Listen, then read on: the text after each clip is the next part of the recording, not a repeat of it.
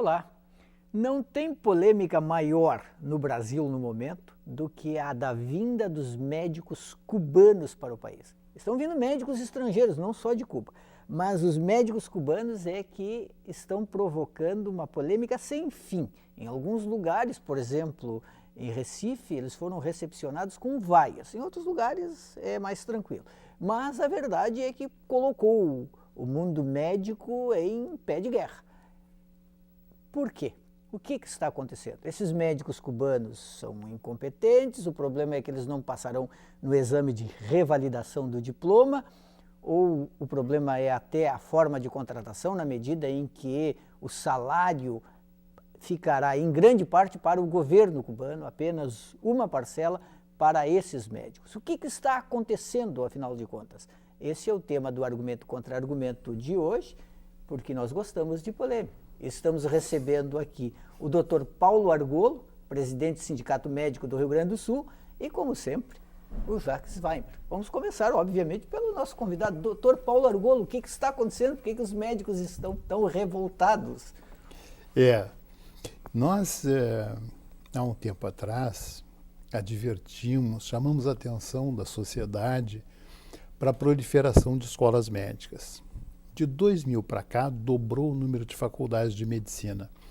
Nós temos hoje mais faculdades de medicina no Brasil do que nos Estados Unidos, que é o país mais rico do mundo. Mais faculdades de medicina no Brasil do que na China, que tem 1 bilhão e 300 milhões de habitantes. E é um excelente negócio, dá muito dinheiro a faculdade de medicina.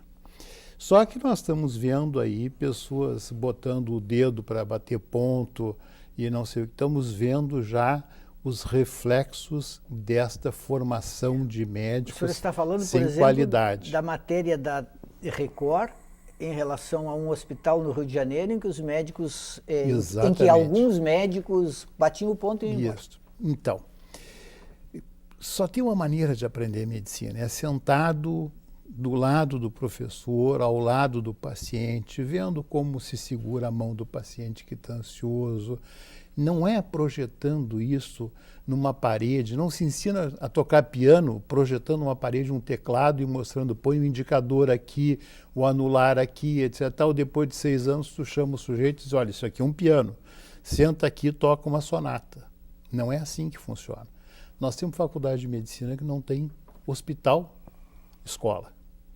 Então, e nós advertimos a sociedade, a gente sentiu na obrigação de dizer, olha, é um enorme comércio, isso é um tráfico de influência política. Pergunta para qualquer cidade, qualquer uma, vocês querem uma faculdade de medicina? É evidente que quer. Pergunta para um grande empresário se ele quer uma faculdade de medicina. Quer a faculdade de medicina aqui custa mais de R$5.000 por mês, inclusive as férias. Então, a gente detectou que havia uma distorção e chamamos a atenção da sociedade para isso. E eu entendo que é nossa obrigação, é nosso dever como médico, como sindicato, como comprometido com a saúde da população, chamar atenção para isso. Agora nós estamos verificando uma outra situação. Nós tivemos em 2012, em janeiro de 2012, a presidente Dilma esteve em Cuba, como o presidente Chávez já tinha feito no passado, esteve em Cuba e prometeu ajuda econômica para Cuba. O presidente Chávez, e a Venezuela até hoje, manda $1 bilhão em petróleo para Cuba como forma de ajuda. E, em troca, recebe médicos. Médico é uma espécie de commodity que Cuba exporta. Aqui no Brasil, nós estamos verificando uma coisa semelhante. Foi-se tentando fazer isso, se falou em trazer médicos estrangeiros, cubanos, houve uma repercussão muito negativa na mídia, na oposição, o governo recuou. O ministro Patriota chegou a anunciar isso em maio deste ano, voltou atrás, o governo disse que não era bem isso, etc. e tal. Bom, aí o povo vai para a rua e o prestígio da presidente Dilma cai 30%, 30 pontos percentuais em 3 semanas. E a população reclama, queremos saúde padrão FIFA. Não tinha nenhum cartaz dizendo queremos médicos estrangeiros. Queremos saúde padrão FIFA. Alguma coisa tinha que fazer. Bom, então tiramos da cartola aquele nosso antigo projeto de mandar dinheiro para Cuba, de alguma forma. E até fevereiro estamos encaminhando para Cuba 511 milhões de reais em troca dos tais médicos cubanos. Então, isso é uma questão. A outra questão é o seguinte, o que as entidades médicas vêm dizendo há muitos anos, há mais de uma década. O SUS precisa de duas coisas, a saúde no Brasil precisa de duas coisas. Uma, precisa de investimento. Nós propusemos uma PEC, uma proposta, um projeto de emenda constitucional, a PEC 29, que pretendia que a União passasse de 4,4% da sua receita, que é hoje destinada à saúde, para 10%. A presidente Dilma manipulou a sua base, movimentou a sua base e vetou. Mandou que os municípios aplicassem 15%, que os estados aplicassem 12%, e a União, que era para aplicar 10%, caiu fora. Então, falta dinheiro no SUS.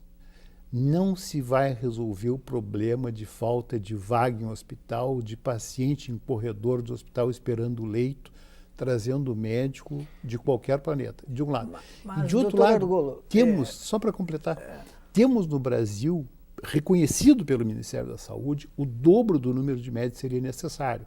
Estão mal distribuídos, estão ao longo do litoral e nas capitais. Precisa interiorizar esses médicos. Como é que se fez para interiorizar juiz e promotor? Se faz uma carreira estatal, e o sujeito entra por concurso público, tem que ser por concurso público, não pode ficar na mão do prefeito, do político da ocasião, entra por concurso público e vai destinado para aquela localidade onde precisa ir. Este é o caminho para se resolver o problema. E por que não se faz esse concurso? Já que essa é a solução? Basicamente por duas razões. Primeiro, porque não há interesse do governo federal em colocar dinheiro na saúde. A presidente Dilma disse e escreveu isso com todas as letras quando se propôs a PEC 29, que foi ao Congresso Nacional, destinava de 4,4% para 10%, e a presidente Dilma articulou a sua base para derrubar isso. Ela disse e escreveu com todas as letras, não quero botar mais dinheiro, quero continuar com os 4,4% na saúde e não quero acrescentar. E tem outros compromissos mais importantes, porque 40% da receita da União é destinada ao pagamento de juro da dívida bancária. Não é o principal, nós não estamos amortizando a dívida. Nós estamos pagando juro com mais de 40% da receita e destinando à saúde 4,4%. Então nós temos aí duas questões centrais. Uma, não queremos investir em saúde. Na verdade, três questões. Duas, queremos dar uma resposta à população. A eleição está aí, em 2014. A saúde, apontada por 71% nas pesquisas, é o pior problema do país. Alguma coisa tem que ser feita. O que nós vamos fazer? Podemos fazer carreira de Estado. Custa dinheiro e não aporta nada para Cuba, que eu quero ajudar. Então faço ao contrário, não faço a carreira de médico, que eu entendo que seria a solução correta, lógica, digna, honesta, e junto a fome com a vontade de comer. Não ponho dinheiro na saúde, mando dinheiro para Cuba e ainda faço toda uma repercussão na mídia que nunca o governo federal apareceu tanto quanto agora nesse momento. As razões das duas partes são muito interessantes. Agora, por exemplo, os médicos cubanos estão em 50 países. Sim. Há médicos estrangeiros em tudo quanto é tipo de país, até na Inglaterra. Até aqui. Por exemplo, na Inglaterra, médicos estrangeiros em situação provisória sem fazer revalidação. O Brasil já teve convênio com Cuba no governo Fernando Henrique Cardoso, sem revalidação. A revista Veja aplaudiu na época. Agora a revista Os Veja... médicos reclamaram muito naquela ocasião. Agora a revista Veja é contra. A reclamação na época não foi tão forte quanto agora. E foi localizada. Foi no estado onde eles estavam, que eu não me lembro se era Goiás, Tocantins. A revista Veja chegou a falar na época... E o Conselho Federal, me recordo... Cuba. Não estou discutindo a revista Veja. Não, mas o que eu queria dizer é o seguinte, por exemplo, os dados, a gente sabe que dado é uma coisa complicada, número. Por exemplo, eu li números ainda hoje de que o Brasil tem menos médicos por habitante do que o Uruguai, do que a Argentina. Sim, tem mais do que o Canadá. Pois é. Mas... E a saúde no Canadá é muito boa. Quer ver um exemplo? O Dr. Casartelli, por exemplo, secretário da Saúde de Porto Alegre, diz que falta médico no Brasil. que a proporção entre população e médicos não é suficiente. Que teria que ter mais médicos formados. Ele diverge do Ministério da Saúde do país. Porque o Ministério da Saúde publicava essa estatística lá muito antes da presidente Dilma ir para Cuba e prometer ajuda e se criar toda essa confusão. Eles estavam inocentes, eles pegavam os dados lá e botavam no seu portal e continuam e não tiveram coragem de tirar. O que nós estamos vendo aí com relação ao problema do Tocantins, por exemplo? O Conselho Federal foi radicalmente contrário.